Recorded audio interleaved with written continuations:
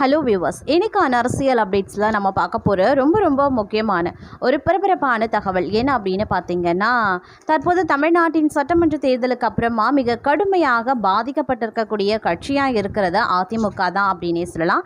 ஏன்னா ஏற்கனவே பல பிளவுபட்டிருக்கக்கூடிய அதிமுக இந்த எலெக்ஷன்ஸ்க்கு அப்புறம் பார்த்தீங்க அப்படின்னா மேலும் இரு அணிகளாக பிளவுபட வாய்ப்புகள் அதிகமாக இருக்கிறதோடு உட்கட்சி மோதல், கருத்து வேறுபாடு, இந்த மாதிரியான நிறைய விஷயங்கள் பார்த்தீங்க அப்படின்னா அதிமுகக்குள்ள நடந்து வந்துட்டுருக்கு அப்படின்னு தான் சொல்லணும்.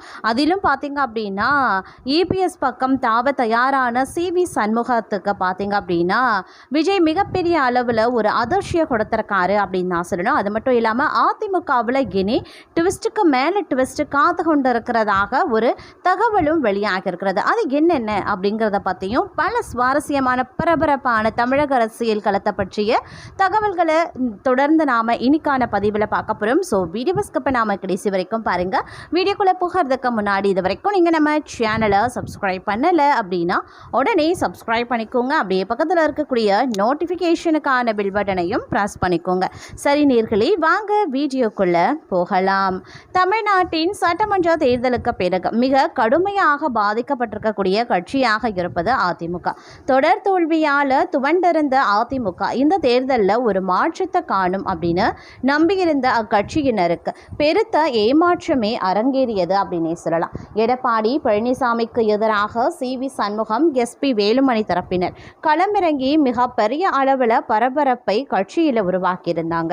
திமுக ஆதரவுடன் ஆட்சி அமைக்க எடப்பாடி பழனிசாமி முயற்சித்தார் என்ற குற்றச்சாட்டு முன்வைத்திருக்கக்கூடிய சிவி சண்முகம், எஸ்பி வேலுமணி தரப்பினர் தாவேக ஆட்சிக்கு ஆதரவு அளித்திருக்காங்க. இவர்களின் இந்த ஆதரவிற்கு பின்னால் தனிபெரும்பான்மை இல்லாமல் கூட்டணி கட்சிகளின் ஆதரவுடன் ஆட்சி அமைத்திருக்கக்கூடிய விஜய் தலைமையிலான அரசியல் அமைச்சரவையில் இடம் கிடைக்கும் என்ற நம்பிக்கையே ஆகும். ஆனால் அதிமுக தயவின்றியே தற்போது தனிபெரும்பான்மையில் இருக்கக்கூடிய தாவேக அவர்களுக்கு அமைச்சரவையில் இடம் அளித்தால் விசிக உள்ளிட்ட கட்சிகள் தங்களது ஆதரவை வாபஸ் பெறுவோம் என்று மறைமுகமாக மிரட்டி வருகின்றனர். இதன் காரணமாகவும் திமுக அதிமுகவிற்கு மாற்றாக தாவேகாவை மக்கள் தேர்வு செய்திருக்கக்கூடிய நிலையில் அதிமுகவிற்கு அமைச்சரவையில் இடம் வழங்கினாலும் அது விஜயின் ஆட்சிக்கு பின்னடைவாகவே அமையும். இதனால விஜய் அதிமுகவினருக்கு அமைச்சரவையில் இடம் அளிக்க விரும்பவில்லை என்றே கூறப்படுகிறது. அமைச்சரவையில் இடம் கிடைக்கும், தங்களுக்கு கிடைக்காவிட்டாலும் ஆட்சியில் இடம் பிடிக்கலாம் என்ற கனவுடன் சிவி சண்முகம், எஸ்பி வேலுமணி தரப்பை நம்பி எடப்பாடி பழனிசாமிக்கு எதிராக திரும்பிய எம்எல்ஏக்கள் தற்போது மிகப்பெரிய கவலையுடன் இருப்பதாக தகவல்கள் வெளியாகியிருக்கின்றன. இதனால் இவர்கள் மீண்டும் எடப்பாடி பழனிசாமி பக்கமே சாய்ந்து விடலாமா என்ற ஆலோசனையிலையும் இருக்காங்களாம். ஏன்னா எடப்பாடி பழனிசாமி தனது பக்கம் வரும் சட்டமன்ற உறுப்பினர்களின் தேர்தல் செலவை தானே ஏற்பதாக ஏற்கனவே அவர்களுக்கு சலுகைகளை அறிவித்திருந்தார். சிவி சண்முகம் தரப்பினருக்கு ஆதரவு அளித்தால் ஆட்சியில் இடம் கிடைத்தால் மட்டுமே தங்களுக்கு ஆதாயம் என்ற நிலையில் அவர்கள் உள்ளனர். அமைச்சரவையில் அதிமுகவிற்கு விஜய் நோ சொல்லி இருக்கிறதுனால விரைவில் எடப்பாடி பழனிசாமியின் பக்கம் சிவி சண்முகம், எஸ்பி வேலுமணி பக்கம் இருக்கக்கூடிய பெரும்பாலான எம்எல்ஏக்கள் தாவுவார்கள் அப்படின்னே கருதப்படுகிறதுங்க. அது மட்டும் இல்லாமல் அமைச்சரவையில் அதிமுகவிற்கு விஜய் நோ சொல்லி இருக்கிறதுனால விரைவில் எடப்பாடி பழனிசாமியின் பக்கம் சிவி சண்முகம், எஸ்பி வேலுமணி பக்கம் இருக்கக்கூடிய பெரும்பாலான எம்எல்ஏக்கள் தாவுவார்கள் என்று கருதப்படுகிறது. இந்த சூழலை தனக்கு சாதகமாக பயன்படுத்திக் கொள்ள எடப்பாடி பழனிசாமியும் முடிவெடுத்திருக்கிறதாக கூறப்படுகிறதுங்க. இதனால் அடுத்தடுத்த நாட்களில் அதிமுகவில் பல்வேறு முக்கிய சம்பவங்கள் அரங்கேறும் என்பது மட்டும் தவிர்க்க முடியாத உண்மையாகவே இருந்து வருகிறது அப்படின்னு நான் சொல்லணும். இது ஒரு புறம் நடந்து கொண்டிருக்க, மற்றொரு புறமோ பார்த்தீங்க அப்படின்னா தமிழக அமைச்சரவையில் 23 பேர் பதவி ஏற்கும் நிலையில் அதில் முன்னாள் எம்பியான சத்யபாமாவுக்கு இடம் கொடுக்கப்படலை அப்படின்னு சொல்லியிருக்காங்க. தமிழகத்தில் முதல்வராக கடந்த மே 10ஆம் தேதி விஜய் அவர்கள் பொறுப்பேற்றிருந்தார். அவருடன் அமைச்சர்களாக 9 பேர் பதவியேற்றிருந்தாங்க. ஆனந்த், ஆதவ் அர்ஜுனா, அருண்ராஜ், ராஜ்மோகன், செங்கோட்டையன், வெங்கட்ரமணன், நிர்மல்குமார், டி.கே. பிரபு, கீர்த்தனா ஆகியோர் அமைச்சர்களாக பதவியேற்றிருந்தாங்க.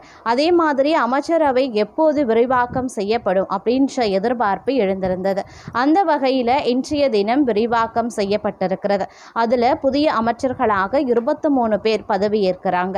21 பேர் தாவிகா தாவேக்காவினர் 2 பேர் காங்கிரஸ் கட்சியை சேர்ந்தவர்கள். அவர்கள் யார் என்பதை பார்க்கலாம். அதாவது தூத்துக்குடி தொகுதியின் ஸ்ரீநாத், அவினாசி கமலி, குமாரபாளையம் விஜயலட்சுமி, காஞ்சிபுரம் ரஞ்சித் குமார், கும்பகோணம் வினோத், திருவாடனை ராஜு, கடலூர் ராஜ்குமார், அரக்கோணம் காந்திராஜ், ராஜபாளையம் ஜெகதீஸ்வரி, ஈரோடு கிழக்கு விஜய் பாலாஜி, ராசிபுரம் லோகேஷ், தமிழ்செல்வன் ஸ்ரீரங்கம் ரமேஷ், ஒட்டாபிரம் மதன் ராஜா, கிள்ளியூர் ராஜேஷ்குமார், சேலம் தெற்கு விஜய் தமிழன் பார்த்திபன், மேலூர் விஸ்வநாதன், வேளச்சேரி ஆர் குமார், ஸ்ரீபெரும்பத்தூர் தென்னரசு, கோவை வடக்கு சம்பத்குமார், அறந்தாங்கி முகமது பர்வேஸ், தாம்பரம் சரத்குமார், ஆர்கே நகர் மரிய வில்சன், கிணத்துக்கடவு விக்னேஷ் ஆகியோர் வந்து பதவியேற்கிறாங்க. இந்த நிலையில் அதிமுகவில் எம்பியாக இருந்த சத்யபாமாவுக்கு அமைச்சரவையில் இடம் ஒதுக்கப்படலை. அதிமுகவில் செங்கோட்டையனின் உடன்பிறவா சகோதரி போல் பயணித்து வந்தாங்க. அதற்கு பிறகு பார்த்தீங்கன்னா அங்கு ஒருங்கிணைந்த அதிமுக என கோஷமிட்ட போதும் உடனிருந்தாங்க. இந்த நிலையில் அதிமுகவில் இருந்து செங்கோட்டையன் நீக்கப்பட்ட போது சத்யபாமாவும் நீக்கப்பட்டாங்க. இதையடுத்து செங்கோட்டையனுடன் சத்யபாமா உள்ளிட்டோர் தாவேக்காவில் இணைந்தார். சத்யபாமாவுக்கு திருப்பூர் வடக்கு தொகுதியில் போட்டியிட வாய்ப்பு கொடுக்கப்பட்டது. அவரும் வென்றிருந்தாங்க. முதல் பட்டியலிலேயே அவருக்கு அமைச்சரவையில் இடம் கிடைக்கும் என எதிர்பார்க்கப்பட்டது. ஆனாலும் அவருக்கு இடம் கிடைக்கவில்லை. அமைச்சரவை விரிவாக்கத்தின் போது கிடைக்கும் என எதிர்பார்க்கப்பட்ட நிலையில் அவருக்கு வழங்கப்படவில்லை. தற்போது சத்யபாமா யார் என்பதை பார்க்கலாம். ஈரோடு மாவட்டத்தை பூர்வீகமாக கொண்ட இவங்க மறைந்த முன்னாள் முதலமைச்சர் ஜெயலலிதாவின் காலத்தில் அதிமுகவில் முக்கிய தலைவராகவே உருவெடுத்திருந்தாங்க. கடந்த 2014 ஆண்டு நடைபெற்ற மக்களவைத் தேர்தலில் அதிமுக வேட்பாளராக திருப்பூர் தொகுதியில் போட்டியிட்டு வெற்றி பெற்றாங்க. 16வது மக்களவையில் எம்பியாக பணியாற்றிய இவங்க நாடாளுமன்ற விவாதங்களில் திருப்பூர் பின்னலாடைத்துறை மற்றும் விவசாயிகளினுடைய பிரச்சனைகள் குறித்து பலமுறை பேசியும் இருக்காங்க. அதிமுகவில் மூத்த தலைவர் KA செங்கோட்டையனின் தீவிர ஆதரவாளராக அறியப்பட்ட சத்யபாமா கட்சி தலைமைக்கு எதிராக செயல்பட்டதாக கூறி கடந்த 2025 ஆண்டு நவம்பர் மாதத்தில் அதிமுக பொதுச் செயலாளர் எடப்பாடி பழனிசாமியால் கட்சியில் இருந்து அடிப்படை உறுப்பினர் உள்பட அனைத்து பொறுப்புகளில் இருந்தும் நீக்கப்பட்டிருந்தாங்க. பணம் உள்ளவர்களுக்கே கட்சியில் வாய்ப்பு வழங்கப்படுகிறது அப்படின்னு அவர் தலைமை மீது குற்றச்சாட்டும் வைக்கப்பட்டிருந்தது. அதிமுகவில் இருந்து நீக்கப்பட்ட சில நாட்களிலேயே நடிகர் விஜய் தொடங்கிய தமிழக வெற்றி கழகம் தாவேகா கட்சியிலே இணைந்தாங்க. தற்போது தாவேகாவின் முக்கிய பெண் முகங்கள்ல ஒருவராக செயல்பட்டு வருகிறாங்க அப்படின்னே கூட சொல்லலாங்க.